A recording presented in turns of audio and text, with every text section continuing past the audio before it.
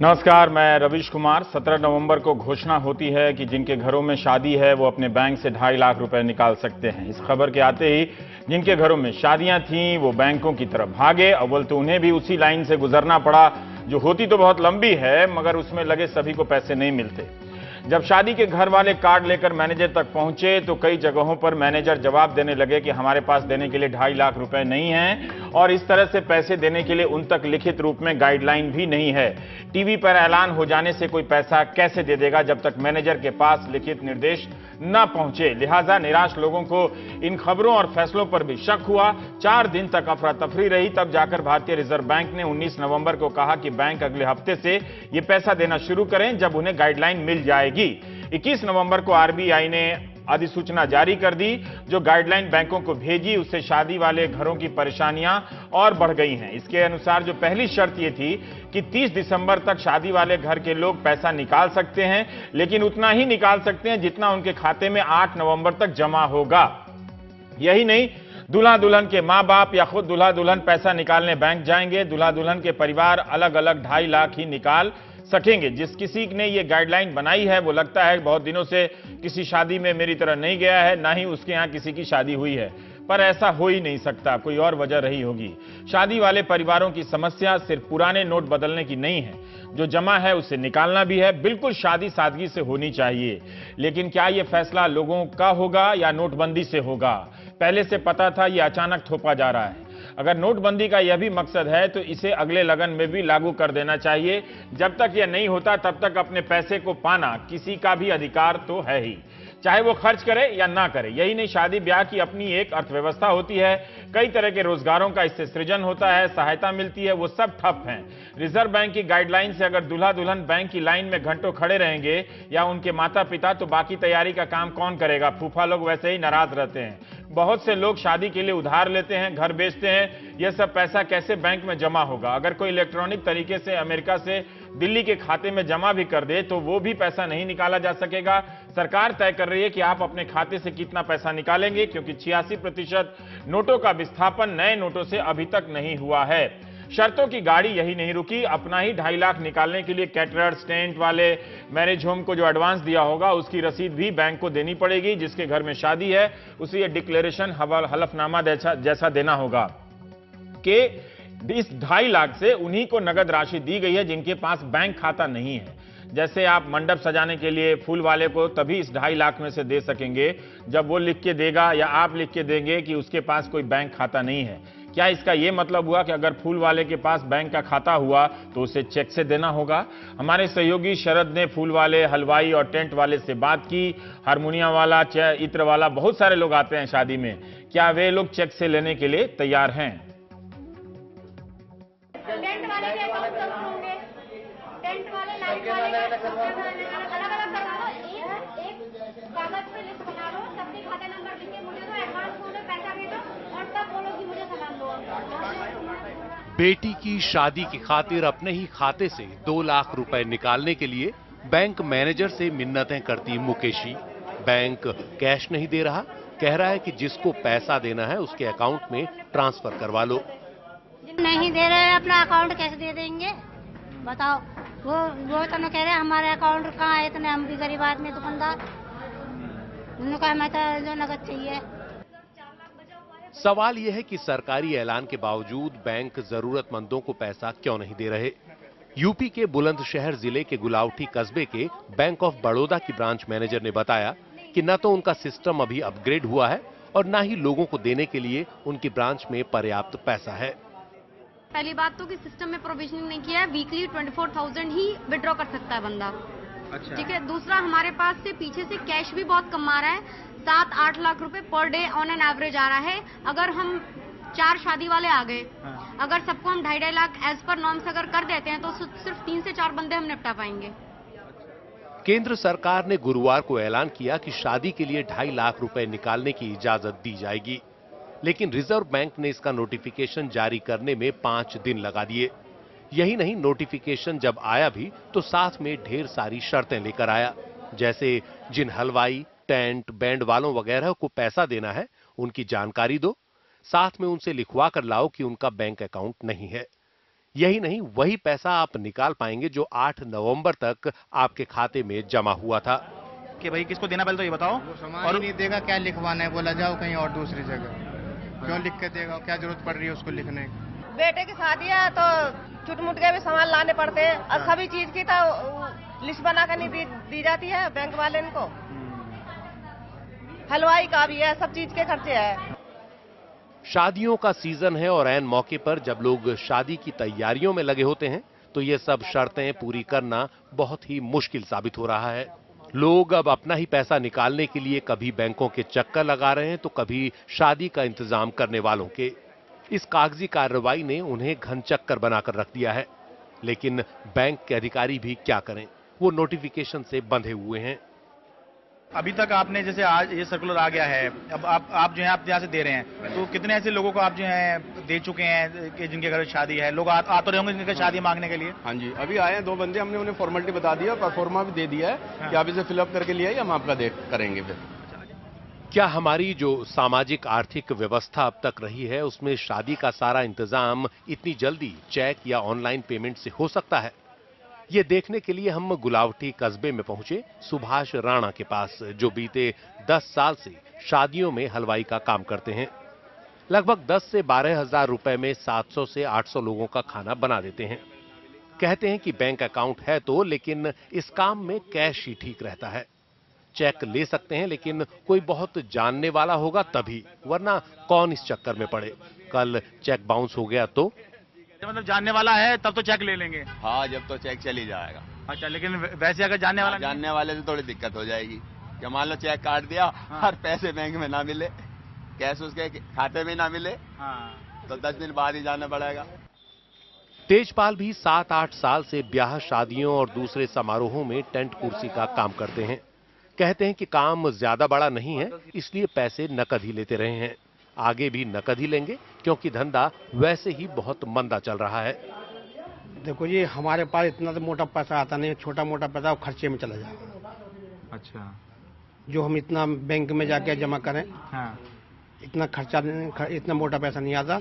अपने खर्चे ला के आता वो अपना यूज कर लेते हैं। शादियों में धूम मचाने के लिए बैंड भी जरूरी हैं। राजकमल बैंड के कुंवर सिंह ने बताया कि करीब 35 आदमियों के बैंड, बग्घी और जनरेटर के लिए वो करीब 10,000 रुपए लेते हैं। बैंक अकाउंट नहीं है, कैश ही लिया है और कैश ही लेंगे। देहात के मामले में कैश लेते हैं। अच्छा, देहात के मामले में कैश ही चलता है। अच्छा, मतलब यहाँ चेक किया, कोई दूसरी कुछ नहीं, कोई दूसरे तरीके से पेमेंट करने लगे, कोई और तरीका। सरकार कह रही है कि अकाउंट से अकाउंट में ट्रांसफर करा दीजिए। जैसे जिसका जो आपका जो आपको हायर कर रहे हैं वो लोग आपके अकाउंट में ट्रांसफर करा दें या कुछ करा दें तो आप ले लेंगे। अकाउंट हमारे पास जब है नहीं तो कैसे कराएंगे फिर? शादी में फूलों के बिना सजावट कैसी? फूलों का काम करने वाले राहुल कहते हैं कि ये चेक का चक्कर बुरा फंस गया है। मंडी से फूल कैश में लाते हैं और अपने यहाँ लेबर को भी कैश ही देते हैं। बैंक अकाउंट है लेकिन कैश जिंदाबाद। आपका जो बैंक अकाउंट है वैसे? हाँ, बैंक अकाउंट है। तो अगर अभी सरकार यूं कह रही है कि आप कैश ना लेके चेक ले लें तो आप क्या ले लेंगे? अरे कहाँ से ले पाएंगे, फिर उसे खुलाना को इतने 4 दिन भूखा कौन मरेगा? 2 दिन 3 दिन तो लाइन में लग जाओ, रात को 2-2 बजे से लाइन में लगना पड़े। ऐसा भी हो रहा। इनमें तो ये चल ही रहा है। ये अपने ज्यादा ना कमा के थोड़े 100-200-500 अपने बन जाए, ऐसे अपने ठीक है। शादी वाले परिवारों को केंद्र सरकार के फैसले से थोड़ी राहत सी मिली थी, लेकिन रिजर्व बैंक के नोटिफिकेशन से वो राहत हवा हो गई। अब परिवार के जिम्मेदार लोग, जिन्हें शादी के इंतजामों में लगा होना चाहिए था, वो बैंकों के चक्कर ऐसे ही काट रहे हैं जैसे मकान के लिए लोन लेने के वक्त काटते हैं। गुलावटी से शरद शर्मा की रिपोर्ट, एनडीटीवी इंडिया। यही नहीं, बैंक को सारे दस्तावेज संभाल कर भी रखने होंगे। भारतीय रिजर्व बैंक ने 22 नवंबर को एक और सर्कुलर जारी किया है, इसे ठीक से एक बार देख लीजिएगा। 21 नवंबर का सर्कुलर मान्य है, लेकिन इसमें कुछ संशोधन है कि जिस इंसान को 10,000 या उससे ज्यादा नगद देने होंगे उन्हीं का ही नाम बैंक में जमा कराना पड़ेगा। बैंक वालों का भी काम कितना बढ़ गया है। इस बहाने हर मैनेजर हमारे समाज की जो सच्चाई देख रहा होगा वो अद्भुत ही होगा और विचित्र भी। उम्मीद करता हूं कि कोई मैनेजर इन अनुभवों को कलमबद्ध भी करेगा। समाजशास्त्री को घूम घूम कर शादियों की रिकॉर्डिंग करनी चाहिए कि इस वक्त भारत में लाखों शादियां कैसे हो रही हैं। दिल्ली में तो एक दिन में 25 से 30 हजार शादियां हुआ करती थीं। अब आते हैं किसानों की समस्या पर। वित्त मंत्री जेटली ने भी कहा है कि सरकार का अगला जोर फोकस ग्रामीण क्षेत्रों पर होगा, तो हम भी किसानों पर फोकस करते हैं। नवंबर से लेकर 15 दिसंबर का जो महीना होता है, 15 दिसंबर तक रबी की बुआई का होता है। रबी में मुख्य फसल गेहूं की है, लेकिन इलाके के हिसाब से लोग रबी के सीजन में चना, जौ, आलू, मसूर भी बोते हैं।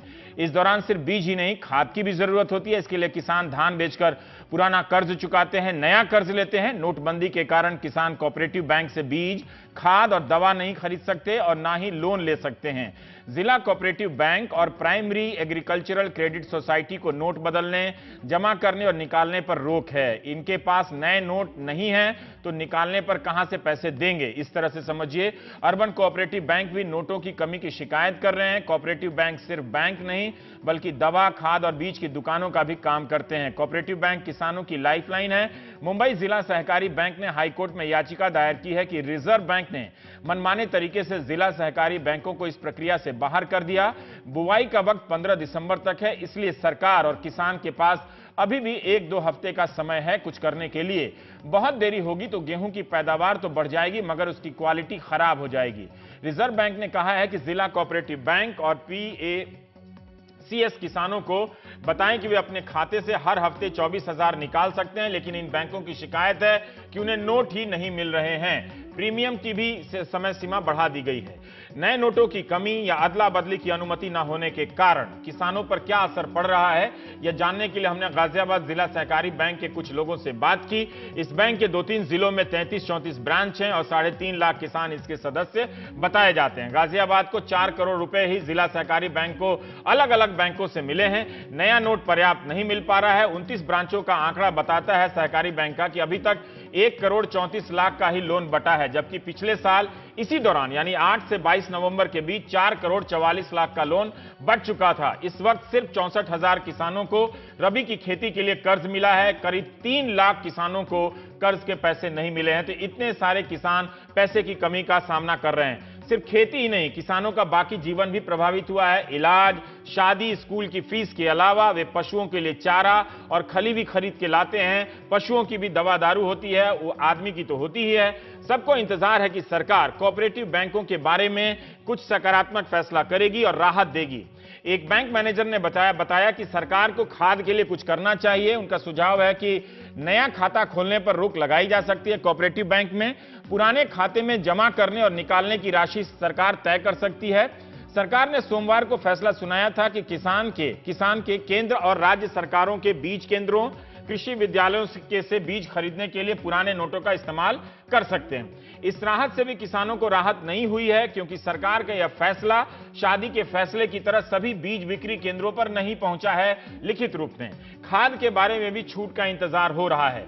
हमारे सहयोगी धनंजय ने महाराष्ट्र के अकोला जिले के अकोट तहसील से एक खरीद बिक्री केंद्र का हाल पता किया। शालिग्राम काले साहब जिनका ये सेंटर है, उन्होंने कहा कि सरकार के फैसले की सूचना लिखित रूप में नहीं पहुंची है, इसलिए वे पुराने नोटों के बदले बीज नहीं दे रहे हैं। शालिग्राम जी अक्टूबर महीने में ही गेहूं के 60 क्विंटल बीज लेकर आए थे, लेकिन 22 नवंबर तक सिर्फ 10 क्विंटल बीज ही बेच पाए हैं। तो अंदाजा कीजिए कि कितना बीज इनके पास पड़ा हुआ है। इनके दुकान में 8 नवंबर के बाद से 10,000 रुपए का ही बिजनेस हुआ, जबकि अब तक वो पिछले साल 50 से 60,000 का बिजनेस कर लेते थे। एक बोरी में 40 किलो गेहूं के बीज होते हैं, कीमत होती है 1400 रुपए। बीज के साथ 50 किलो DAP खाद भी है, जिसकी कीमत होती है 1160 रुपए।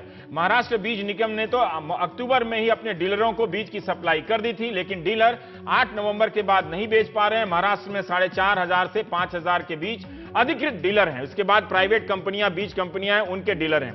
तो 22 नवंबर को ये तस्वीर में नोट गिन रहे हैं, ये 22 नवंबर का ही है जिसमें कुछ बिजनेस उन्होंने किया। हमारे सहयोगी मनीष कुमार ने बिहार के पूर्णिया और फारबिसगंज में खाद की दुकानों पर गए वो, और प्राइवेट दुकानदार पुराने नोटों के बदले खाद नहीं बेच रहे हैं, क्योंकि बेच नहीं सकते, सिर्फ सरकारी दुकान ही ले सकते हैं। मनीष की ये रिपोर्ट देखते हैं। सर, आप लोगों को जो ऑर्डर आया है कि किसानों का कहना है कि केवल गवर्नमेंट आउटलेट से ही उनको 500 रुपए का नोट लिया जाएगा, तो आप जो बीज बेचते होंगे यहाँ पे कितने गवर्नमेंट आउटलेट्स हैं? नहीं, हमारे यहाँ जो नेशनल सीड्स कॉर्पोरेशन का केवल एक ही आउटलेट है जो पूर्णिया में अवस्थित है। यहाँ से 9 डिस्ट्रिक्ट्स को हम लोग कवर करते हैं, जहाँ हमारे डीलर्स हैं जिनके थ्रू किसानों को बीज मिलता है। यहाँ पर जो हमारा पूर्णिया का है, पूर्णिया में जो किसान हमारे पास आते हैं उनको हम लोग डायरेक्ट किसान को देते हैं। तो डीलर आउटलेट 500 का नोट ले सकता है या नहीं, इस नोटिफिकेशन हिसाब से केवल गवर्नमेंट का जो आउटलेट है वहीं से मिल सकता है। नहीं, लेकिन आप बताइए कि किसानों के कन्वीनियंस के लिए क्या होना चाहिए था? नहीं, किसानों को कन्वीनियंस के लिए जैसे कि ये भारत सरकार, वैसे बिहार सरकार का भी कार्यालय है, बिहार सरकार का बीज निगम है, वहां से भी इस चीज को अलाउ किया गया है, तो वो लोग भी डील करते होंगे, उनका भी काम है। लेकिन चूंकि ये भारत सरकार का, तो भारत सरकार लिमिटेड ऑफिस है। आप जैसे कि पूरे बिहार में केवल 9 इसका मतलब ये है। नहीं, लेकिन सर आपको लगता नहीं है कि जो आप जिनको देते हैं बीज उनको भी ऑथराइज करना था? हाँ, उनको करना चाहिए था, उससे थोड़ा सा फ्लेक्सिबिलिटी होती, उससे थोड़ा सा। लेकिन ये गवर्नमेंट की जो पॉलिसी है accordingly we have to work, हम उसके अगेंस्ट कुछ नहीं बोल सकते। ठीक है, बहुत बहुत धन्यवाद। हमें फिलहाल पूर्णिया के गोयल मार्केट में है। यहाँ पर कई सारे जो हैं खाद और बीज के दुकान हैं, लेकिन अधिकांश जो हैं वो निजी हैं या प्राइवेट हैं। ये बताइए कि कल सरकार ने कहा है कि 500 1000 का नोट खाद और बीज की खरीद में यूज हो सकता है, तो आप लोग ले रहे हैं या नहीं ले रहे हैं? सरकारी खाद बीज की दुकान में 500 और 1000 की चलेगी। मेरा तो सरकारी है नहीं, लाइसेंसधारी है, इसलिए हम लोग ले नहीं सके। आप लोग को क्या मतलब खाद और बीज लेने के लिए आए थे? जी, खाद बीज लेने के लिए आए हैं। क्या दिक्कत? तो हम लोग तो आए हैं लाइसेंसधारी के यहाँ खाद बीज लेने के लिए, तो ये लोग तो 500 रुपये लेंगे नहीं, 1000 रुपये का नोट लेंगे नहीं। अब जो NSC वाले सबका दुकान है उसके पास ना खाद है ना बीज, कोई भी सरकारी काउंटर पे खाद बीज नहीं बेचता है। वो लोग सब प्राइवेट लोग ही लेते हैं, लोगों को प्राइवेट पे ही विश्वास है। सबसे बड़ा प्रॉब्लम हम लोगों को जो अभी हो रहा है यही देखिए, ये हम लोग नहीं लेने के कारण बिक्री हम लोगों का चालाना हो गया।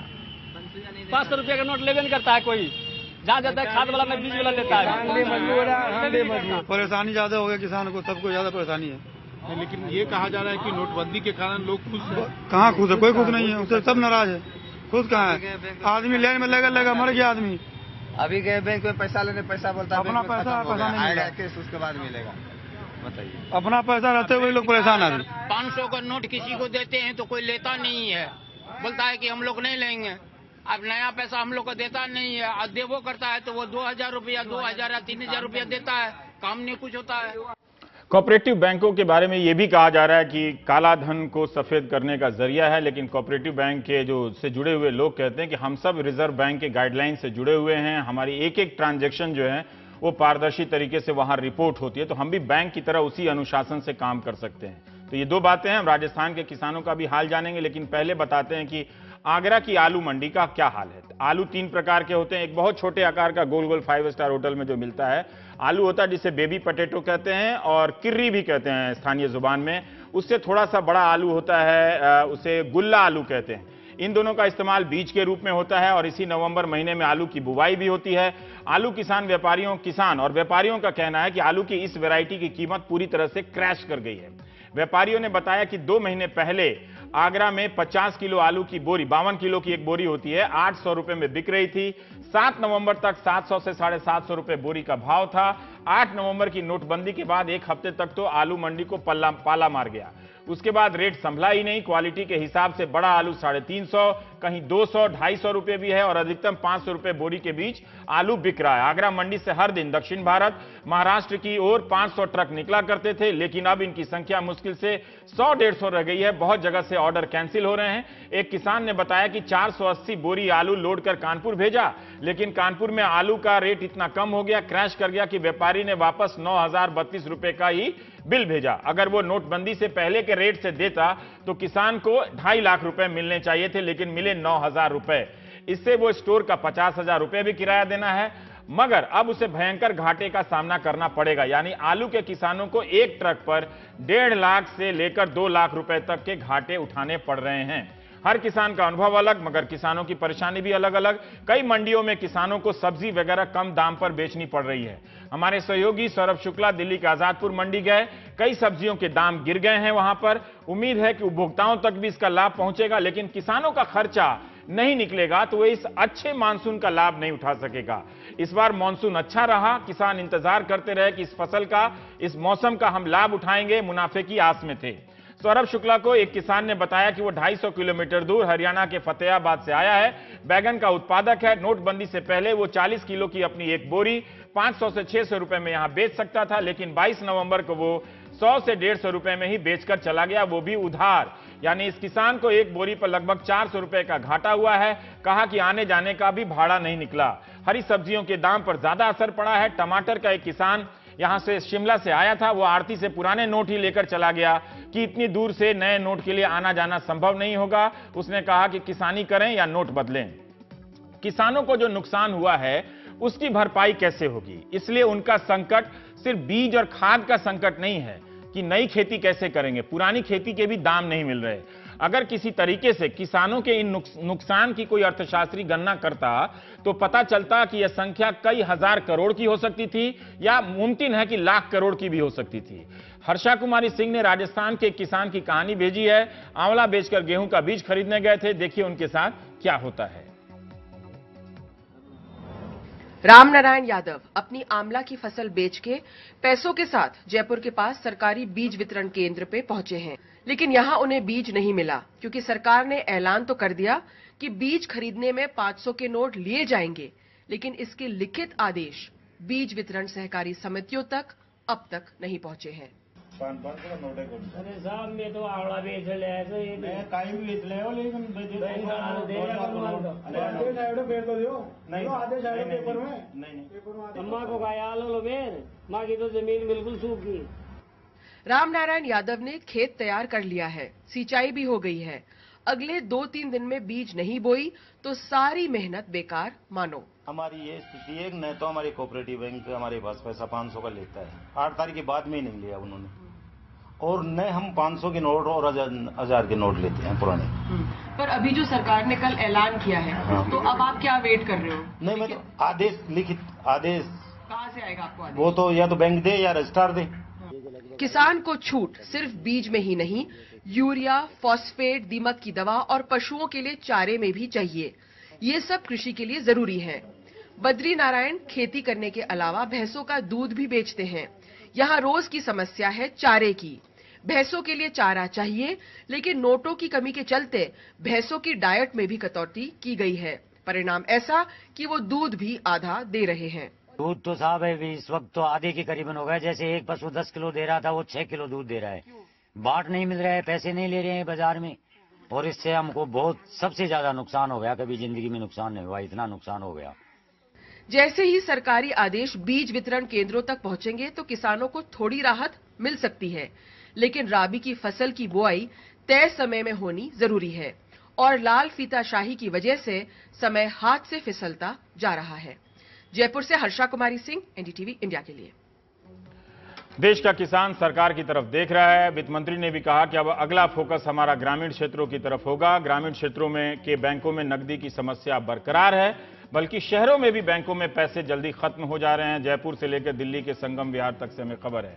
हमें यह भी देखना होगा कि अगर एक किसान को 50,000 से लाख 2 लाख रुपए का नुकसान हुआ तो उससे वो कितने दिनों में उबर पाएगा। उस पर जो कर्ज है वो उसका लोड कितना बढ़ जाएगा। हालांकि उसे छूट दी गई है कर्ज चुकाने में, लेकिन जब वो कमा ही नहीं पाएगा तो कर्ज कैसे चुकाएगा। हिमांशु शेखर हमारे सहयोगी ने बताया कि आटे के दाम के बाद दालों की कीमत भी बढ़ी है। रीवा में चना का दाल 38 रुपए किलो हो गया महंगा, और शिलोंग में 37 रुपए महंगा हो गया, ज्यादा बढ़ गया। भटिंडा में 25 रुपए किलो हो गया। अब ब्रेक के बाद हम आनंद पटेल हमारे सहयोगी हैं, पंजाब के किसानों का हाल हम वहां से लेंगे।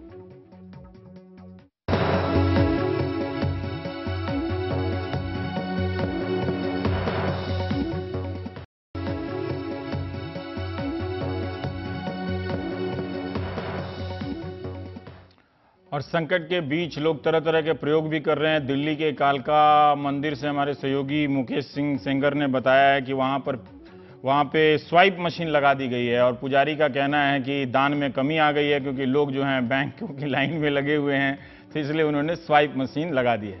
साथ ही एक और फैसला हुआ है कि गुरुवार से बिग बाजार के आउटलेट से 2000 रुपए तक का कैश आप निकाल सकते हैं। एक बहुत जरूरी बात है कि ध्यान रखिए कि सरकार औपचारिक चैनल से कि क्या क्या सूचनाएं दे रही है उनको ध्यान से पढ़िए।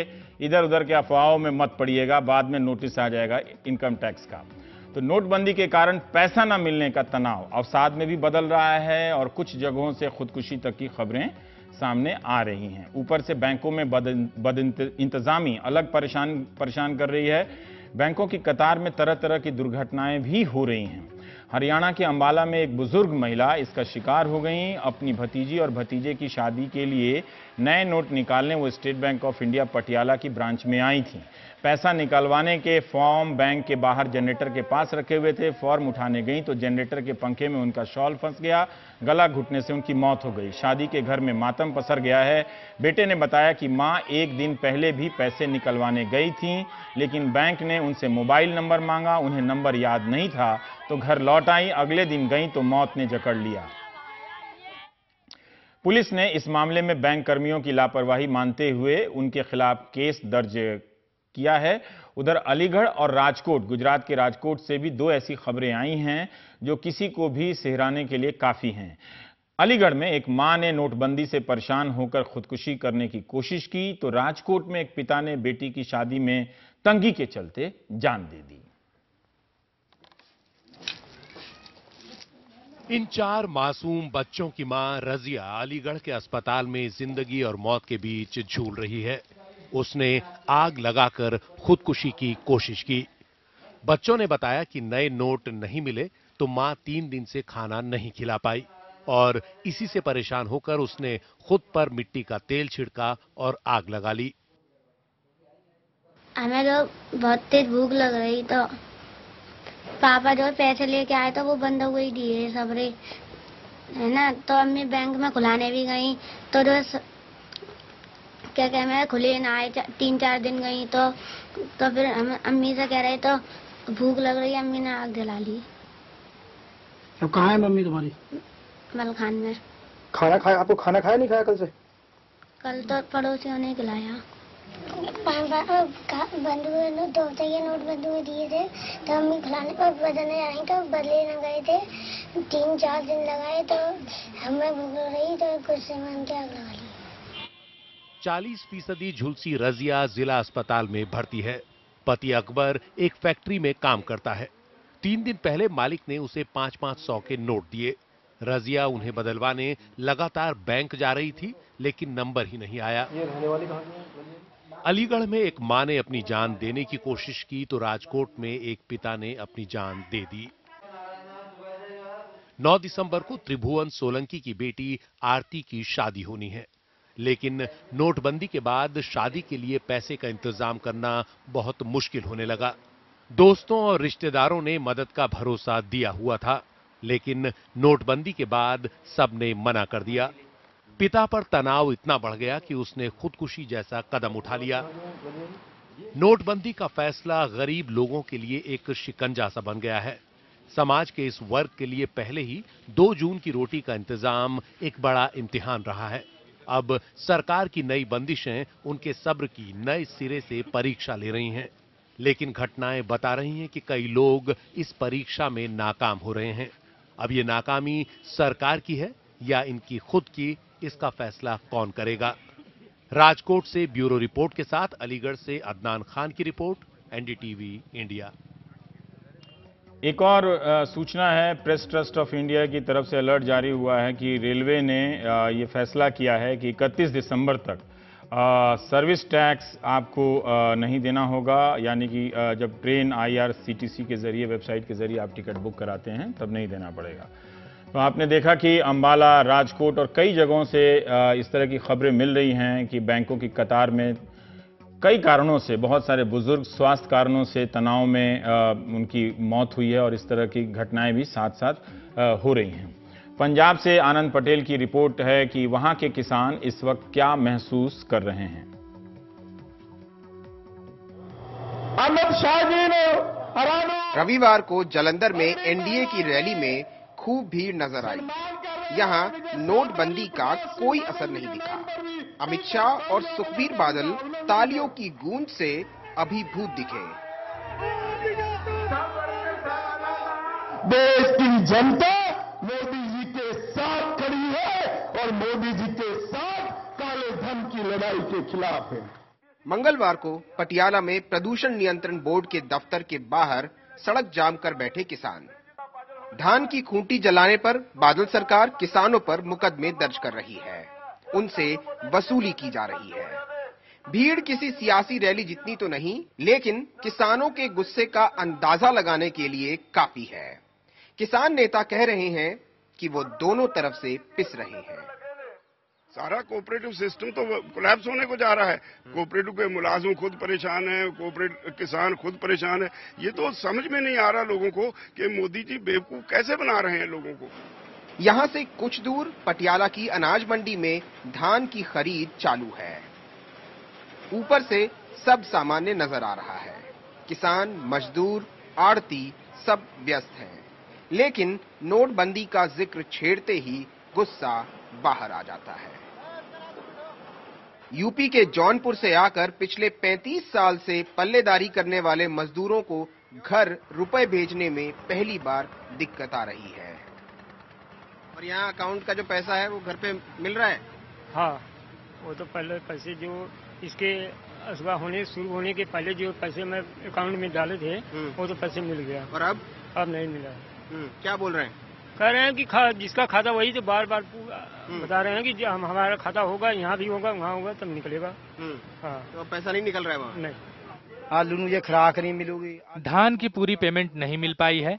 आलू की फसल के लिए दवाई चाहिए लेकिन पैसे नहीं है।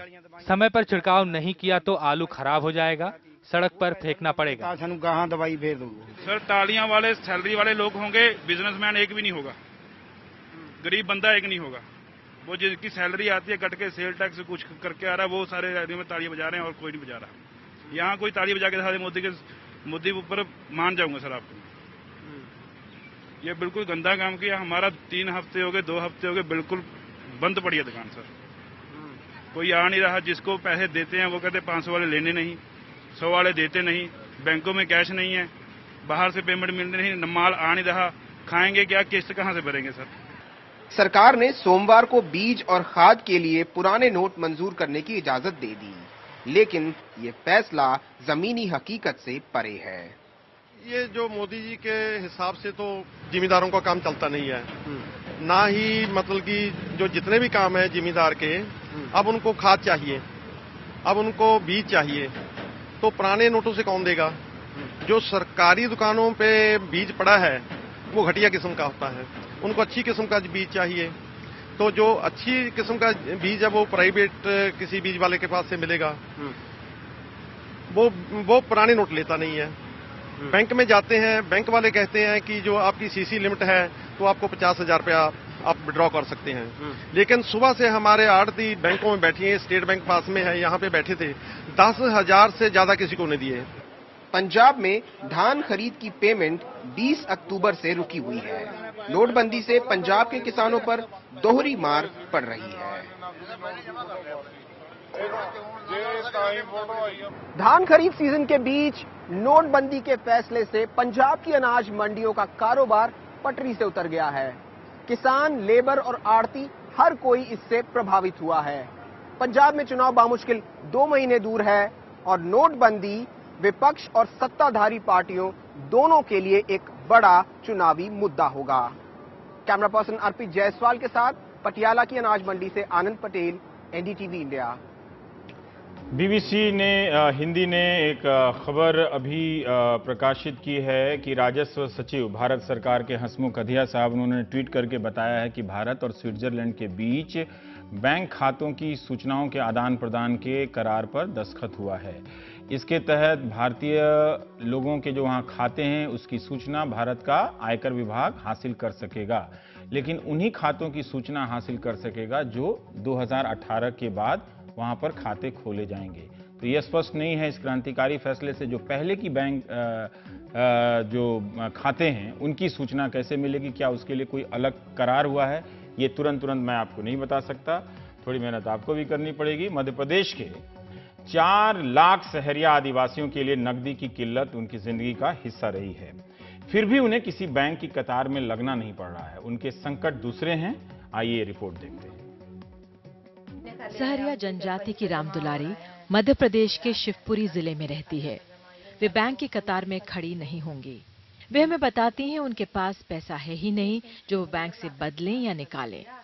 खेतीहर मजदूर के तौर पर वो जो कमाती हैं वो उसी दिन निकल जाता है, ज्यादातर खाने में। मजदूरी कर लाते हैं तो साग सब्जी ले आते हैं, नहीं पैरू किसी भी बना कर खा लेते हैं।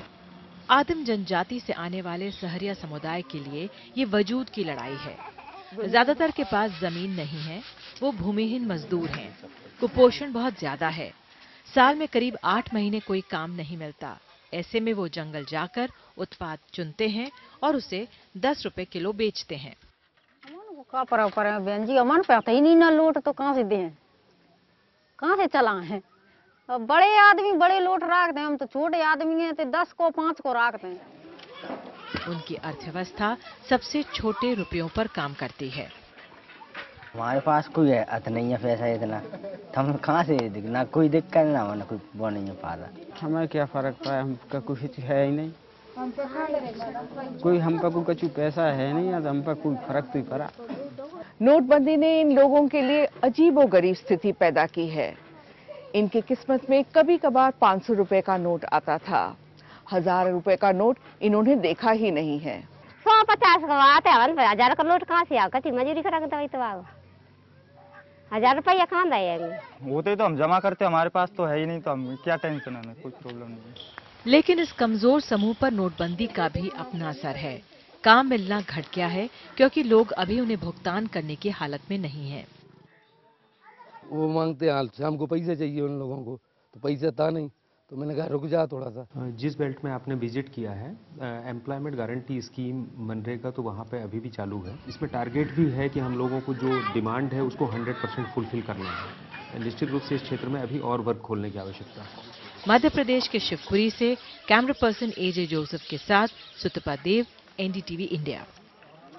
अब आते हैं दिल्ली की हालत पर। दिल्ली की 70% से ज्यादा आबादी कहाँ रहती है? वो दक्षिण दिल्ली में नहीं रहती, वो डीडीए की बनाई कॉलोनियों में नहीं रहती है, वो अवैध वैध हर तरह की नामों से पुकारे जाने वाली बस्तियों में रहती है। संगम विहार, बुराड़ी, इस तरह की जगहों पर रहती है। और यहाँ बैंकों की हालत जो है वो बहुत अच्छी नहीं है।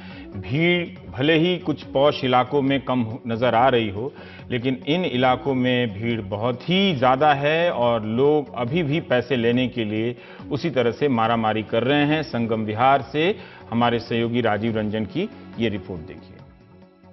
सुबह 7 बजे से लग रहे हैं हम, और कल भी नंबर नहीं आया, आज भी सुबह 7 बजे लग रहे हैं, भूखे प्यासे लग रहे हैं। सर 4 बजे से लोग लाइन में खड़ी हुए हैं, उसकी कोई नंबर ही नहीं है। स्टाफों में ऐसी दिक्कतें हैं जो सर सही से काम नहीं कर रहे हैं, स्लो इतना काम कर रहे हैं। बच्चे को बुखार भी हो रहा है, बुखार भी हो रहा है छोटा बेटा के, उसको दवा दिला के फिर इधर लाइन में लग रही हूँ।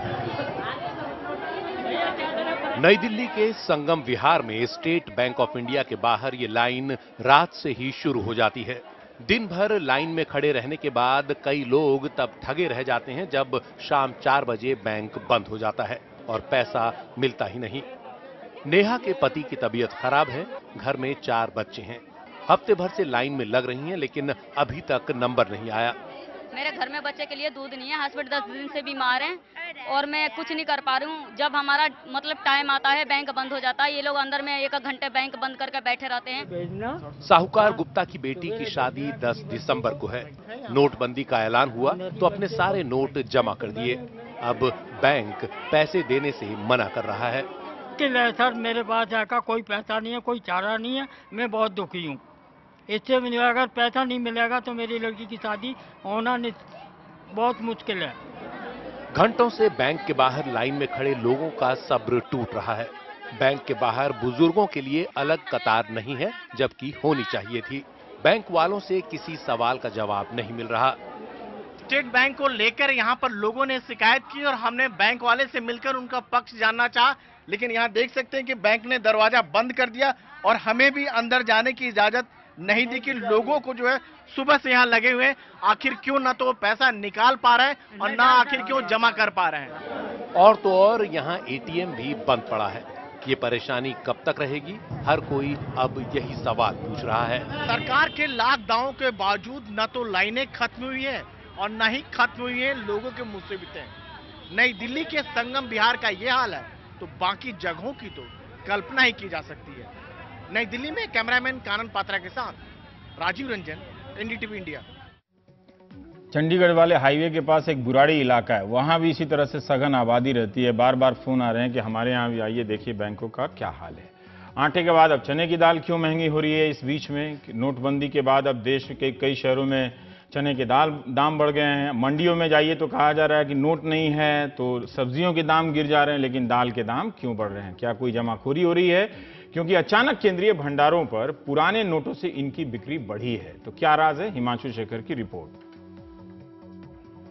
केंद्रीय भंडारों में 24 तारीख तक पुराने नोट चलेंगे, इसलिए हर कोई अपनी पुरानी करेंसी निकालने यहां टूट पड़ा है। चने की दाल पर सबकी नजर ज्यादा है, क्योंकि बाजार में जो दाल 140 रुपए किलो बिक रही है, वो यहां सब्सिडी पर 88 रुपए किलो मिल जाती है। नतीजा ये है कि 8 नवंबर से पहले रोज औसतन 100 किलो बिकने वाली चने की दाल इन दिनों रोज 300 किलो तक बिक रही है। पिछले 13-14 दिनों में काफी जो है मांग चने दाल की हुई है। पहले हमारे यहाँ दाल 100 किलो के पर डे के हिसाब से बिकती थी, और अभी जो है 300 से ऊपर जो आसपास बिक रहा है। तो आपको चना दाल मिला यहाँ पर? यहाँ चना दाल नहीं मिला सर, केंद्रीय भंडार का खत्म था। दूसरा वाला है वो महंगा है। उधर खाद्य मंत्रालय के आंकड़े बताते हैं कि 8 नवंबर से 21 नवंबर के बीच देश के कई शहरों में चने की दाल महंगी हो गई है। सबसे ज्यादा दाम रीवा में बढ़े हैं, करीब 38 रुपए किलो। शिलांग में 37 रुपए किलो की बढ़ोतरी हुई है। भटिंडा में 25 रुपए और चंडीगढ़, इलाहाबाद और आगरा में 10 रुपए किलो बढ़ोतरी है। दरअसल इन 13 दिनों में देश के 20 शहरों में चना दाल की कीमतों में 5 रुपए या उससे ज्यादा की बढ़ोतरी दर्ज हुई है। दाल व्यापारी ये मानते हैं कि चना दाल की नई फसल तैयार होने में अभी करीब 3 महीने का वक्त लगेगा, और रबी की फसल जब बाजार में पहुंचेगी तभी थोक बाजार और खुदरा बाजार में चना दाल की कीमतों को नियंत्रित करने में मदद मिलेगी। यानी आम लोगों को राहत के लिए अभी लंबा इंतजार करना पड़ेगा। दिल्ली में एन रवि के साथ हिमांशु शेखर, एनडीटीवी इंडिया। मिले सुर मेरा तुम्हारा आपको तो याद ही होगा। एम बाला मुरली कृष्णा कर्नाटक संगीत के गुरु अब हमारे बीच नहीं हैं। प्रोफेसर MGK मेनन भी अब हमारे बीच नहीं है। ब्रेक के बाद उनके बारे में छोटी सी चर्चा।